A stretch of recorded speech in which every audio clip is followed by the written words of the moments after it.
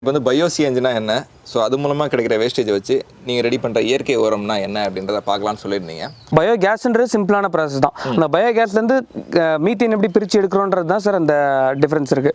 So first வந்து இதான் sir நம்மளோட எருக்குட்டை. இதில் தான் நம்ம வந்து நம்மளோட மக்கும் குப்பைகளை போடுவோம். என்னென்ன மக்கும் குப்பைகளை போடுவோம் அப்படின்னு பார்த்தீங்கன்னா, மாட்டுச்சாணம், கவுடங்கு, பிரஸ்மெட்டு, கரும்பு சக்கை, கரும்பாலையிலேருந்து வர வேஸ்ட்டு, மரவள்ளி கிழங்கு வேஸ்ட்டு, பால் வேஸ்ட்டு, அப்புறம் இதை போட்டு இதில் வந்து நம்மளோட பயோ லிக்விட் அந்த ப்ராசஸ் ஆகி வருது இல்லையா லிக்விட், அதே தான் சார் இதை உள்ளே போட்டு நம்ம மிக்ஸ் பண்ணுவோம். மிக்ஸ் பண்ணதுக்கப்புறம் இதில் இருக்க கல், மண், அப்புறம் வந்து தேவையில்லாத பிளாஸ்டிக் பொருட்கள் இதெல்லாம் நம்ம வந்து பிரித்து எடுத்துருவோம் சார்.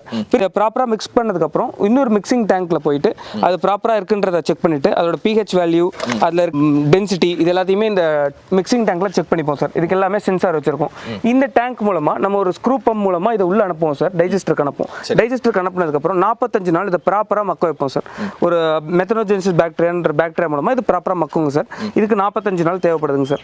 மக்கினதுக்கப்புறம் இந்த கேஸை நம்ம வெளியே எடுத்துருவோம். அது அந்த சைடு போய் பார்ப்போம். மக்கின அந்த பயோஸ்லரி அதை வந்து பயோஸ்லரியாக வெளியே வந்துடும். அந்த பயோஸ்லரியிலன்னா நம்ம இந்த பயோ லிக்விடும் இந்த சாலிடும் நம்ம ப்ரிப்பேர் பண்ணுறோங்க சார்.